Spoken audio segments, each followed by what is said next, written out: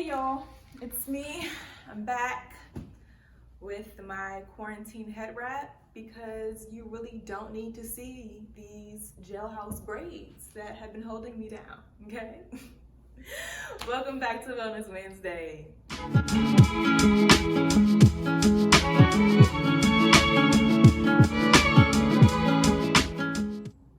So today I am gonna get a little comfy with you, gonna get a tad bit on the vulnerable side. Y'all see I put jeans on for you? Just for you, girl, or sir, whoever's watching. Today I wanna talk about forgiveness. I know that we are dealing with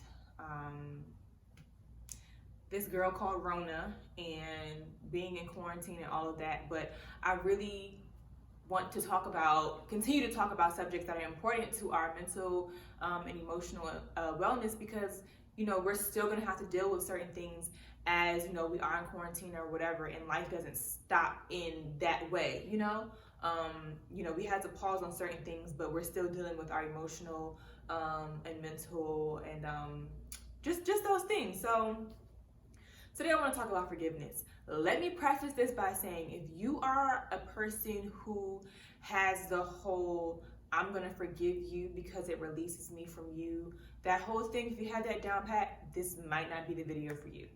This video is for people who struggle with forgiveness. This video is for people who sometimes want revenge.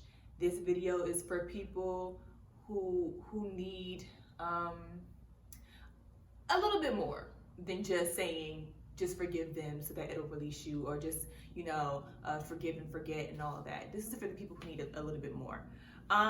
So me, Bria, I struggle with forgiveness. I think I've kind of battled no, I don't. I can let things go, or I can't forgive people. No. I struggle. And I think this is a theme that has been coming up for me recently. Just some issues that I've been dealing with, some people that I've been interacting with, and realizing I think I struggle with this a little bit more than I thought.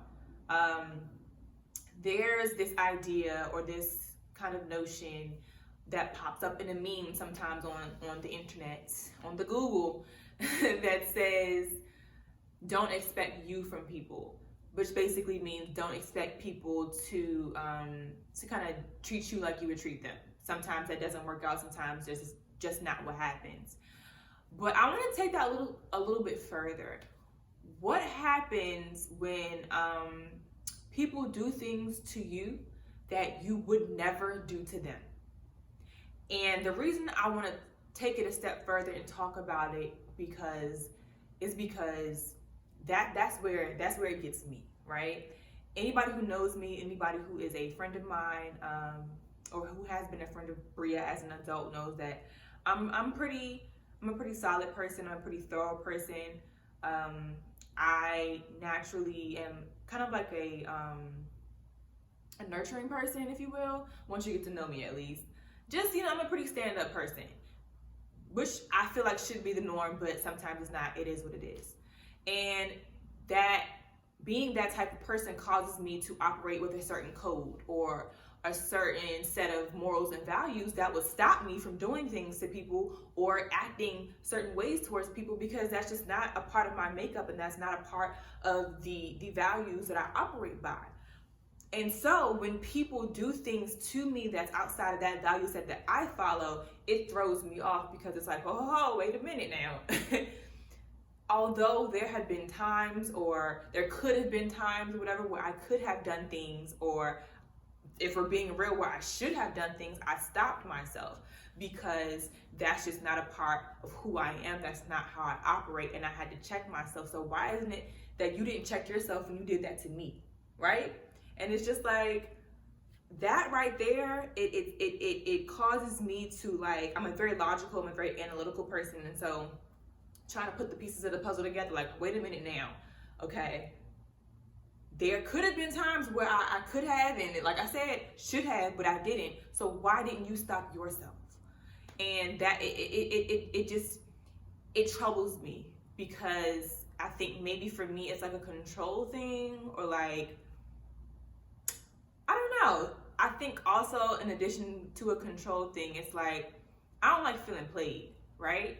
And I think that those two things kind of go in tandem with each other. Like, if you can control the situation, then you can prevent yourself from feeling played, at least, or feeling like you've been like someone's got something over you and all of that stuff. But I say all this to say that all this stuff goes on in your mind, and it keeps going and it keeps going and it keeps going. And I want to bring it back to that control piece, because one thing that I have found is that as much as I desire to control so many aspects of my life, the one thing I can't control is the other people in my life. I can't control what they do. I can't control how they operate. And even in the instances where they do things to me that I would never do to them, I can't control that.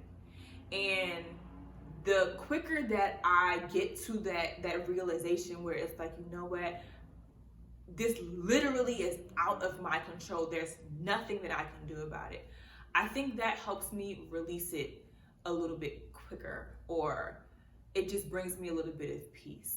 It doesn't necessarily mean that I instantly get to that place of forgiveness. It doesn't necessarily mean that I forget whatever has happened. That's not the case. But what I am telling you is that once I realize that, you know what, it's literally out of my control. But what is in my control is letting it go. What is in my control is not allowing this to impact my day-to-day life, impacting my thought process, impacting how I then interact with other people based on what somebody else did to me. So, you know, I think what it all comes down to is control. If you're anything like me, when people violate you like that or do something to you that you would never do to them, I think it really comes back down to a control thing. And the reality of this life is that we really can't control some things, and we really can't control other people. All you can do is put your best foot forward, continue operating with that set of morals and values.